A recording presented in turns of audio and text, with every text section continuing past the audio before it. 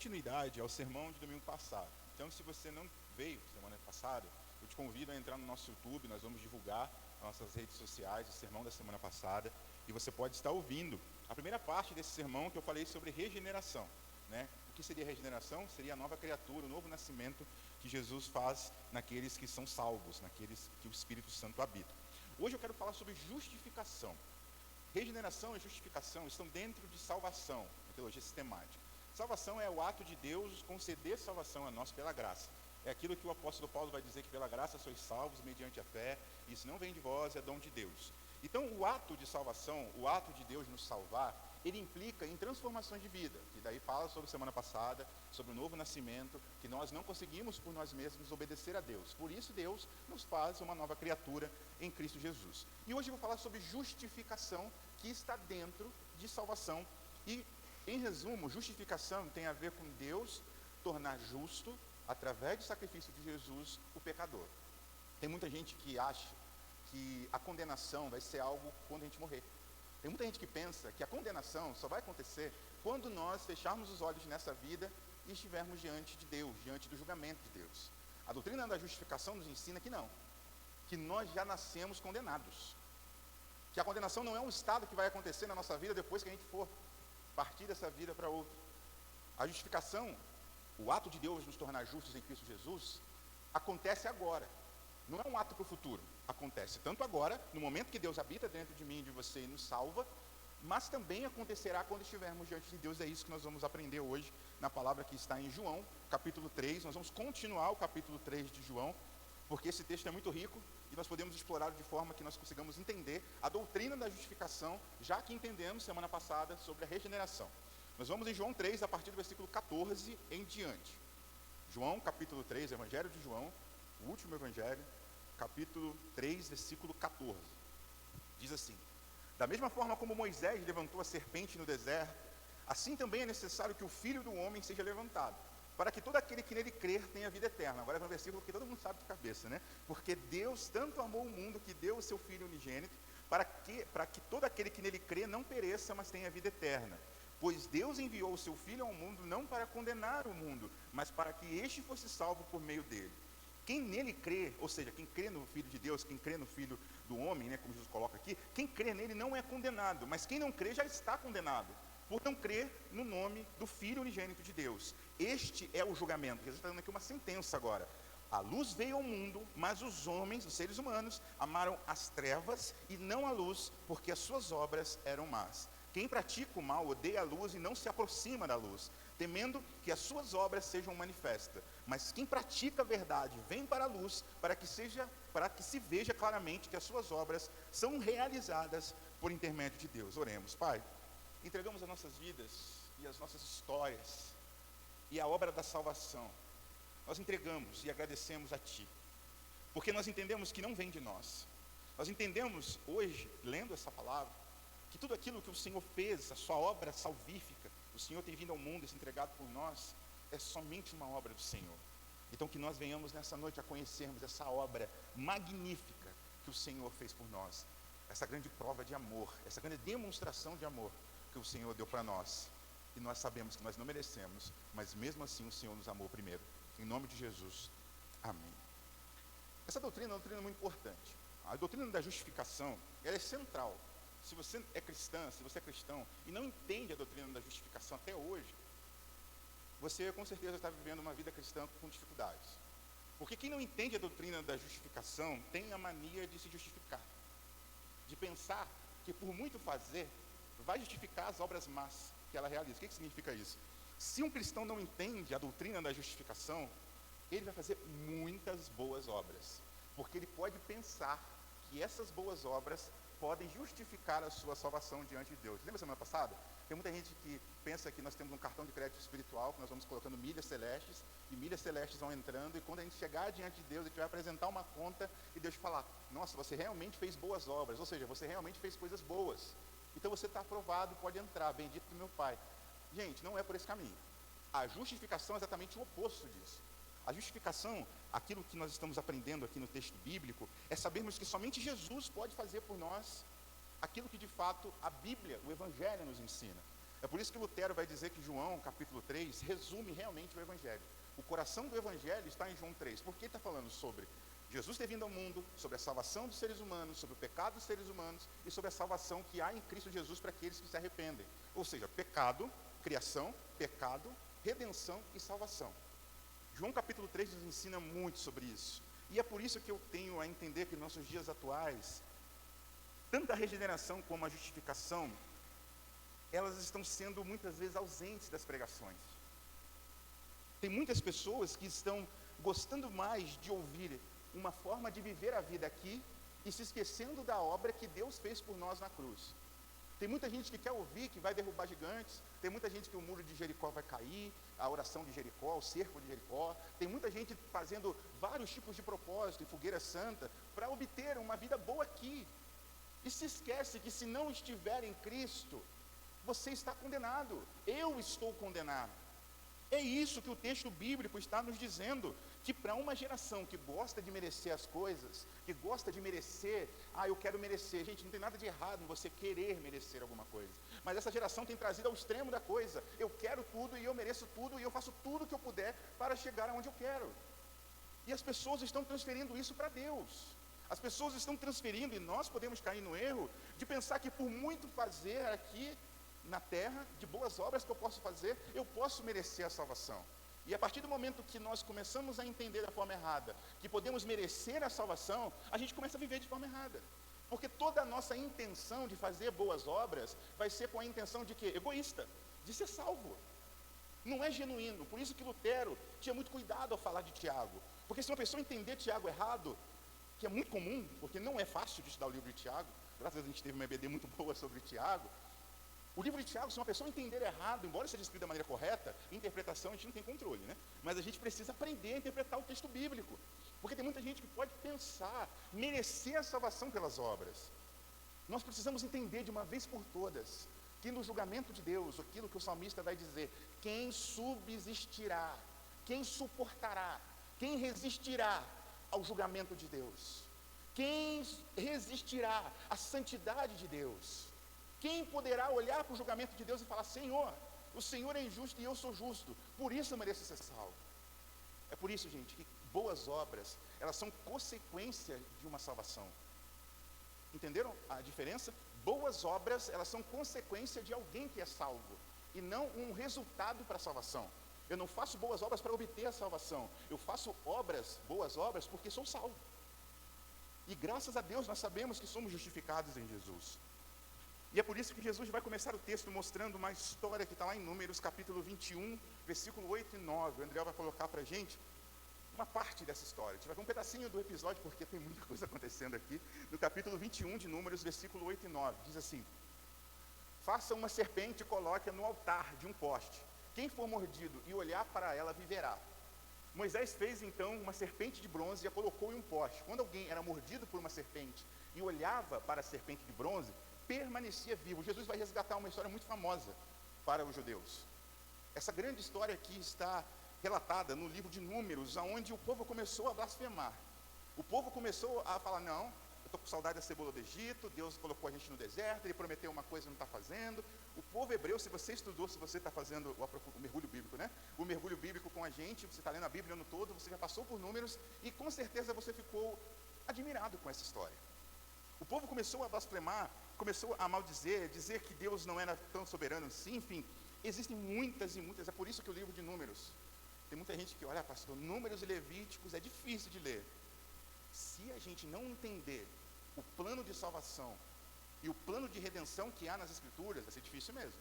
Mas quando você começa a entender que Deus no livro de Números e Levíticos está mostrando a grandeza da sua santidade e o teu poder sobre o povo e muito mais, o caráter de Deus e a desobediência do povo, começa a fazer sentido. Porque Deus coloca um padrão de vida, Deus coloca uma forma de se viver quando Ele traz a lei. E o povo começa a desobedecer a Deus e nós começamos a perceber a nossa natureza pecaminosa.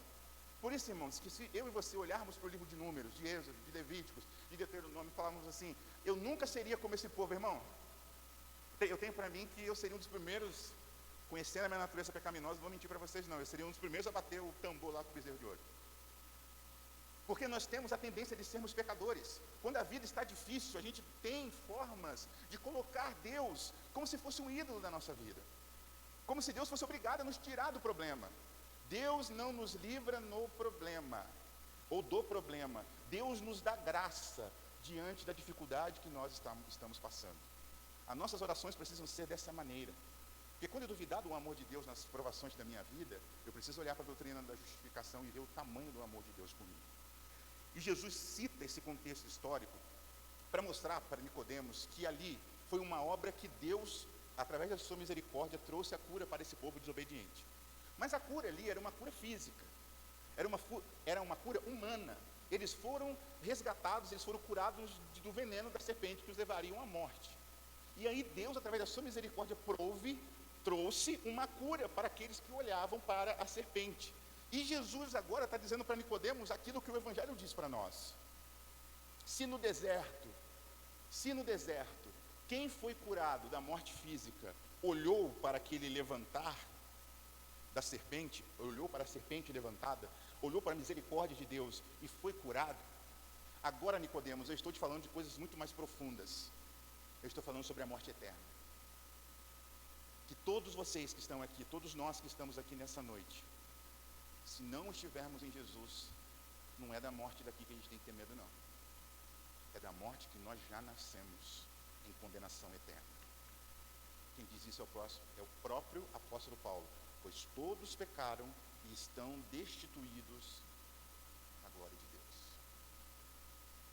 E é por isso, irmãos, que nós precisamos dessa libertação. E é por isso que Jesus está trazendo que não é um ato humano ser salvo. Que somente Ele, sendo entregue, somente Ele. Volta para João 3,14, por favor, que nós vamos colocar no texto. A justificação só pode acontecer, é por isso que Jesus usa algumas traduções que diz que da mesma forma que Moisés levantou, assim também é necessário. Ou seja, é necessário que Jesus morra por nós. Porque sim, Deus poderia no seu trono olhar para a terra e falar, olha só, vocês pecaram. Está tudo certo então, eu sou Deus, eu tenho todos os poderes, eu sou onisciente, eu sou onipotente, eu sou onipresente, e posso perdoar todo mundo e está tudo certo. Eu sou Deus, sou eu que criei a lei, então eu estou acima da lei. Ele poderia, só que ele não seria justo, porque o salário do pecado é a morte.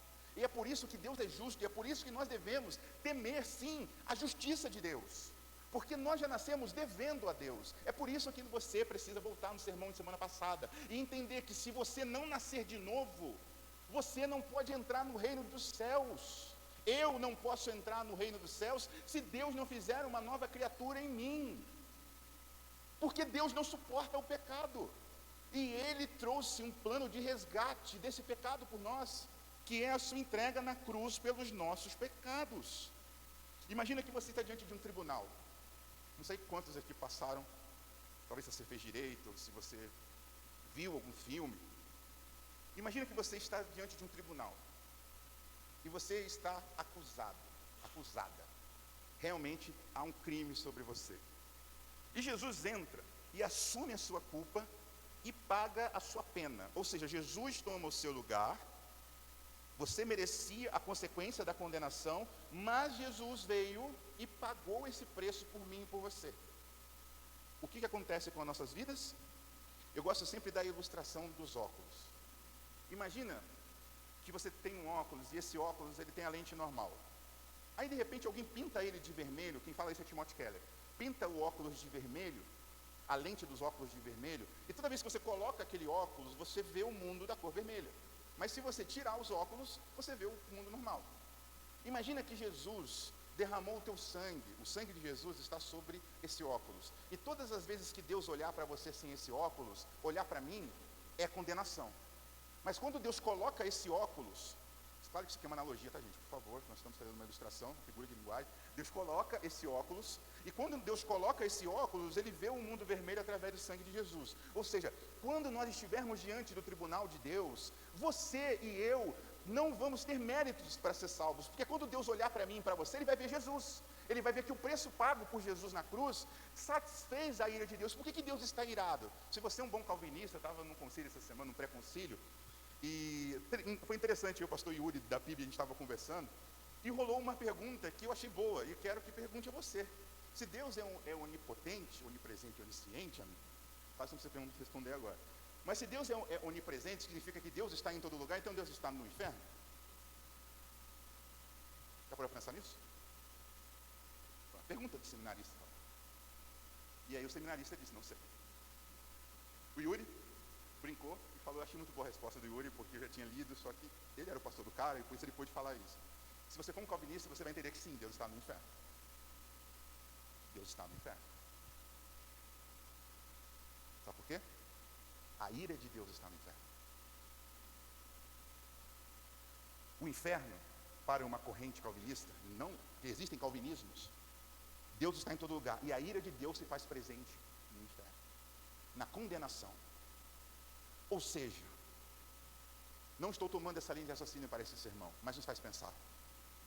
Porque Deus, ao olhar para o ser humano, eu e você pecador, a ira de Deus está sobre nós, porque Deus não suporta o pecado, correto? Deus não compactua com o pecado. Então nós estamos debaixo da ira de Deus, a ira santa de Deus.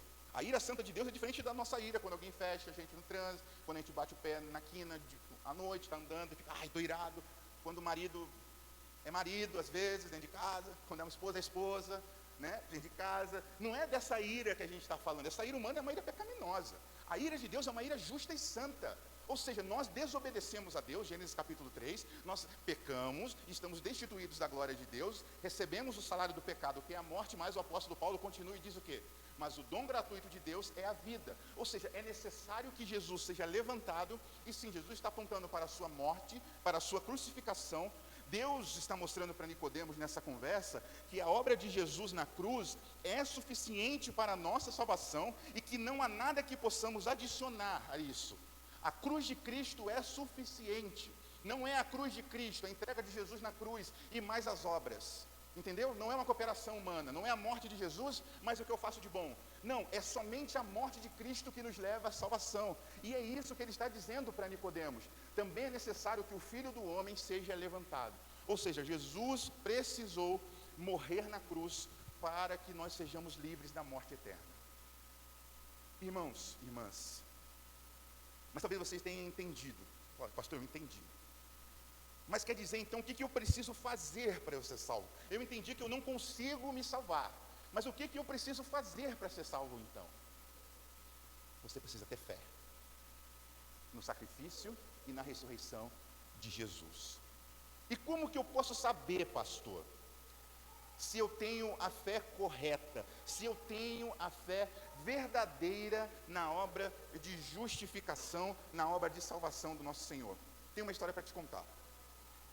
Um rapaz estava contando um testemunho que ele falou assim: eu era convertido, batizado, eu estava na igreja servindo a Deus, cuidava dos jovens, e um dia voltando para casa, eu comecei a chorar. Um dia voltando para casa, eu comecei a entender que eu estava totalmente religioso e não estava sendo uma pessoa que era grata pela obra salvadora de Jesus. E ele tinha medo da morte. E ele tinha medo da morte. Ao ponto dele não ir em velório. Não suportava aquela situação de morte.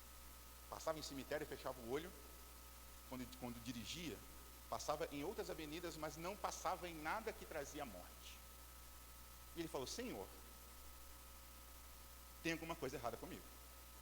Eu conheço a tua palavra, eu conheço as tuas promessas, e por que a morte me dá tanto medo assim? E esse menino começou a orar. E ele, mesmo batizado, convertido, trabalhando na igreja, ele teve seu momento de quebrantamento diante de Deus.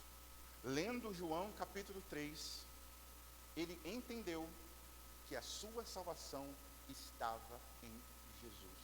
E que até aquele momento que ele estava buscando a Deus, ele não tinha a fé verdadeira no sacrifício de Jesus. Por isso ele tem medo da morte. Às vezes a gente olha para a doutrina da justificação e a gente acha que isso daqui você já sabe. Você pode estar sentado aqui falando: pô, já sei tudo isso que está falando. Será? Será que você vive como alguém justificado? Será que os medos que você tem não são medos que já eram para ter sido vencidos pelo poder de Deus agindo na sua vida? Será que não está na hora de você parar de ter medo de ficar doente? Será que não está na hora de você parar de ter medo do futuro? Será que você não chegou um momento de você parar de temer o amanhã, porque o amanhã já está nas mãos de um Deus bom, santo e amoroso? Porque se você pensa que a doutrina da justificação é apenas um entendimento racional, você pode estar pensando certo se você for um teólogo, ou se você for um estudante da palavra. Mas a justificação não é apenas entender racionalmente. A justificação é experimentar na vida diária que você tem uma vida justificada. Porque às vezes você pode estar ensinando isso para as pessoas. Às vezes você pode ser um pastor. É meu dia hoje, eu posso estar ensinando sobre justificação e eu não tenho entendido. É por isso que quando eu li esse sermão, eu pedi ao Senhor, Pai, me revela a verdade da tua entrega na cruz por mim, para que eu comece a viver essa vida que o Senhor está mostrando em João capítulo 3, versículo 15. Olha o que Jesus vai mostrar. Para que todo aquele que nele crê tenha vida eterna. O que isso significa? Todo aquele que crê em Jesus, todo aquele que tem fé em Jesus, recebe a vida eterna. Mas por que nós recebemos a vida eterna? Vem o versículo que eu e você mais conhecemos. Porque Deus tanto amou o mundo, que deu o seu Filho unigênito, para que todo aquele que nele crê não pereça, mas tenha vida eterna. Ou seja, o ser humano, eu e você, nascemos com uma doença incurável, chamada pecado. Nascemos com uma condição que nada humanamente somente pode fazer por nós. Nós já nascemos condenados, nós já nascemos no inferno. Essa é a realidade. Diante do tribunal de Deus, nós estamos devendo muito. Eu não consigo entender uma teologia que o ser humano possa olhar para o Deus santo e olhar para o seu pecado, que possa olhar para a bondade de Deus e olhar para a sua maldade e achar, pensar, querer, merecer alguma coisa. Porque ou a justificação me joga no chão e me coloca numa situação assim, eu preciso de Jesus, ou você vai achar que você precisa de Jesus para melhorar de vida, apenas. Jesus melhora a nossa vida? Com certeza. Mas nós precisamos de Jesus para resolver as nossas questões essenciais diante de Deus. Todos nós prestaremos diante do tribunal de Deus. Todos nós vamos prestar diante do tribunal de Deus. Todos nós vamos comparecer diante do tribunal de Deus. E se nós não estivermos em Cristo, nós vamos perecer. Mas o que eu me sinto muito feliz nessa noite é saber que Deus me ama e que Deus te ama. E que quando eu olho para esse versículo, eu vejo muito mais um Deus disposto a nos salvar do que um Deus disposto a nos condenar. E aí que entra a misericórdia de Deus na minha e na sua vida, irmão e irmã. Deus está disposto a nos salvar. A mão misericordiosa de Deus está estendida sobre as nossas vidas. A mão misericordiosa de Deus está sobre nós. E isso não pode ser uma fé intelectual. O que significa isso? Não é você saber o sermão de hoje de cabeça. Não é você olhar para mim e falar assim, eu sei tudo o que o senhor está falando. Agora, eu vou voltar a perguntar isso para você. Mas a sua vida é totalmente dependente de Deus ou não? Você é totalmente dependente de Deus ou não? Ou quando o couro pega, quando o bicho pega, a gente fala lá em Minas, quando o bicho pega, você fala assim, Deus, deixa comigo que agora eu vou resolver. Quando fica doente, que eu gosto de colocar muitas vezes essa situação de doença, porque é onde vem a nossa real vulnerabilidade. Quando a gente se vê dentro de um pronto-socorro e o cara coloca aqui uma pulseira, fala assim, você só vai sair daqui depois do atestado. Aí você pode ser quem você for. Quando o couro come ali, é neste lugar que nós sabemos em quem temos crido. Quando a vida está tranquila, sermões de hoje, tranquilo. Mas talvez a sua vida esteja na beira da morte. Mas eu quero dizer ainda mais, talvez a sua vida física esteja à beira da morte. E como eu falei no começo do sermão, não é quem está perto ou quem está longe de chegar o dia final nesta terra. É desde quando eu e você nascemos, nós já estamos condenados. Nós já estamos devendo a Deus. A Bíblia está dizendo porque alguns pecaram, todos.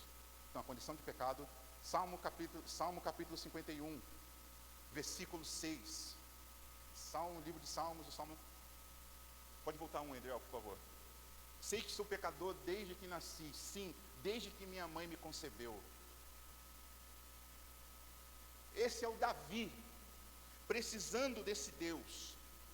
Esse é o Davi reconhecendo que ele é pecador e que ele precisa de salvação. Irmão, não é quanto você está perto. O que determina a sua vida não é o diagnóstico que está sobre a sua vida. O que determina a sua vida é quem te salvou. O que determina a minha e a sua vida é em quem nós estamos. E a minha pergunta para você hoje é: você tem fé suficiente para ser salvo? Você crê em Jesus de todo o seu coração, de todo o seu entendimento, que se a vida começar a te ameaçar, você pode dizer para ela assim: pode me levar, pode me levar. Eu não tenho medo do que a vida pode fazer comigo, porque eu sei que a minha vida está nas mãos de um Deus misericordioso, e que se isso me levar embora aqui dessa vida, eu estarei com Cristo eternamente. É por isso que a doutrina da justificação entra como um elemento essencial na nossa vida, para a gente parar de temer o amanhã, porque o amanhã já está certo, o amanhã já está pago. Ainda que eu e você partamos dessa vida para outra, estaremos, se tivermos fé em Cristo, salvos pelo nosso Senhor. E é por isso que Jesus vai, João 3,17 agora, e é por isso que Jesus vai dizer: entenda, eu amo o mundo e quero o salvar, mas é preciso que haja uma transformação, é preciso que haja uma compreensão e um experimentar da minha cruz, assim como foi aquela serpente. Você precisa crer que a minha obra na cruz e a minha ressurreição, para falar de obra salvadora de Cristo, lembre, de cruz e ressurreição, tá bom? Obra salvadora, cruz e ressurreição. Eu preciso ter fé na obra salvadora de Deus, pois Deus enviou o seu Filho ao mundo não para condenar o mundo, mas para que o mundo fosse salvo por meio dele. O que isso significa? Isso significa, irmãos, que não é que Deus vai salvar todo mundo e ponto, acabou. Nós não estamos falando de uma espécie de universalismo, que é uma interpretação teológica que diz que ninguém vai ser condenado, todo mundo vai ser salvo. Deus no final vai falar assim: pegadinha do malandro, todo mundo vai ser salvo, eu sou Deus mesmo, ponto, acabou. Nada a ver, porque olha como ele continua o versículo 18: quem nele crê não é condenado, mas quem não crê já está condenado, por não crer no nome do Filho unigênito de Deus. E é por isso que nós devemos ter fé em Cristo. É por isso que nós devemos ter fé em quem Cristo é. É por isso que nós precisamos entender que o Evangelho é o amor de Deus manifesto em Jesus, que veio ao mundo para salvar e não para condenar. E é por isso que precisamos dar uma resposta a esse sacrifício nessa noite. Esse amor deve ser de fé e confiança total em Jesus. Muitos acreditam, irmãos, que a salvação pode ser feita através do seu mérito, como eu falei. Mas quando nós olhamos que quem crê é quem vai ser salvo, e quem não crer é quem vai ser condenado, nós precisamos entender que somos salvos pela graça, que somos salvos por Jesus, e que nada pode fazer nada, irmãos. Você pode dizer: pastor, já entendi, não precisa estar repetindo. Será que entendeu? A pergunta é: será que realmente entendeu? Será que realmente o que você faz aqui na igreja, exemplo para os membros dessa igreja, será que tudo que você faz é por conta de um coração grato pela justificação salvadora de Jesus? Ou porque você ainda quer merecer alguma coisa? Será? Será que realmente nós entendemos isso? Será que nós realmente temos a fé suficiente? Porque, irmãos, John Stott vai dizer que a condenação não é uma futura possibilidade, mas uma presente realidade para os incrédulos. Quem não crê em Jesus, quem não tem fé em Jesus, já está no inferno. A condenação, como eu disse, não é no futuro, e Cristo remove essa condenação de nós. E é por isso, meus irmãos, que Alistair McGrath é um grande teólogo. Estou citando ele porque eu quero que você leia esse livro, se você estiver anotando. Justificação por fé. Explica que a justificação é um presente de Deus, e nós precisamos colocar a nossa fé e nos posicionarmos diante de Deus como alguém justificado. Como que se posiciona diante de Deus de forma justificada? Sabendo que quando Deus olhar para mim, Ele vai ver a obra salvadora de Jesus. Lembra? Cruz e ressurreição. E saber que eu não preciso ter medo quando eu estiver diante de Deus. Eu posso confiar que quando Deus colocar a sua sentença justa sobre mim, eu vou poder dizer e experimentar que o meu Salvador me livrou da condenação eterna. E que quando Deus me vê, Ele está vendo o sacrifício de Jesus e Ele vai dizer: bendito do meu Pai, bendita do meu Pai. Eu me satisfaço na entrega do meu filho. O meu filho pagou o preço e está tudo certo. Venha ser salvo.